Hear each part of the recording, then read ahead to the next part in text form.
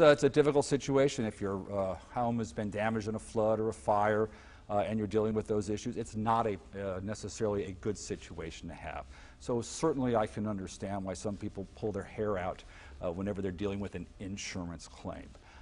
But as I said, historically, 98% of the time, the insurance industry got along with the with the homeowner, and no lawsuit was necessary, and the claim got resolved. Have legitimate damage. We pay it, and our homeowners are encouraged to get their damage fixed as quickly as possible. And if for whatever reason, once they've got a contractor out doing the work, if it's not enough money, and a contractor comes in and says, hey, look, you missed this or you missed that, for the most part, the insurance companies are receptive to what are called supplements, right, to get the job done. But what we sometimes find is that an estimate is so vastly inflated. So if everyone is to believe the, the increase in lawsuits against insurance companies, and that many of them, if we're to believe they're frivolous, there are going to be a lot of consumers caught up in this with honest cases. What are they supposed to do? Yeah, the consumer with an honest case.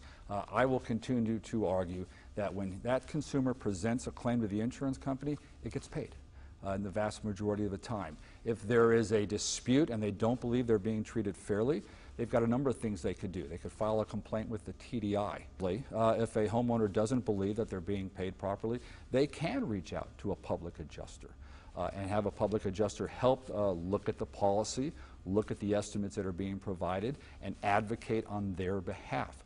There are public adjusters who do that. And then lastly, if that doesn't work, you bet, go hire a lawyer. And if one of my clients doesn't pay a claim that is properly owed, they should be sued. I absolutely agree with that. But that's not what I see in most of these. A woman and her family basically forced out of their home by fire, but then kept from having a home for 2 years. They say by their insurance company.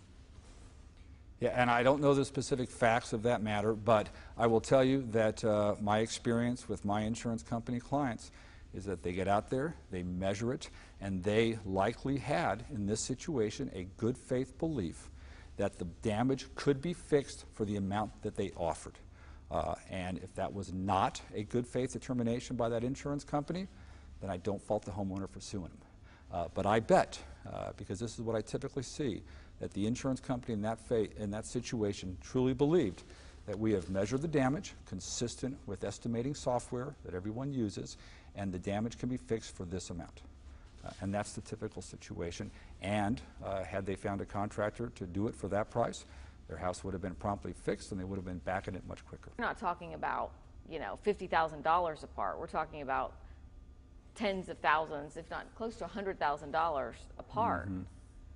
I mean... Yeah, and sometimes we see those disputes, and I can't speak to this one, but sometimes they do happen. And in that situation, the homeowner does have recourse, either under appraisal or litigation. And hopefully it would be resolved quickly. Sometimes they do drag out. How many people do you think will get lost in this whole battle between insurance companies trying to fight frivolous lawsuits and consumers trying to get legitimate claims processed? Yeah, some people do get lost, like the poor consumer in Houston who just had to sue his law firm because of the inflated estimate that was allegedly given to the insurance company. So there are some who get lost. There's an allegation of a lawyer who's filing lawsuits without telling the homeowners. And all of a sudden people find out that they're parties to lawsuits. So yes, that is an effect of this. And as I say, at the end of the day, all Texans are going to pay for this because the amount of money being paid to lawyers, the litigation cost, will be passed on. So there will be increased premiums, higher deductibles, and less coverage. We've seen carriers completely pull out of the valley because of the 12,000 lawsuits filed in Hidalgo County after one hailstorm. 40% of all claims ended up in litigation. So the carrier said enough is enough, and they pulled out. Down here we're all familiar with TWIA, right? Texas windstorm. Texas windstorm began because after a hurricane, the private market pulled out because of the radical expense down here of insuring wind.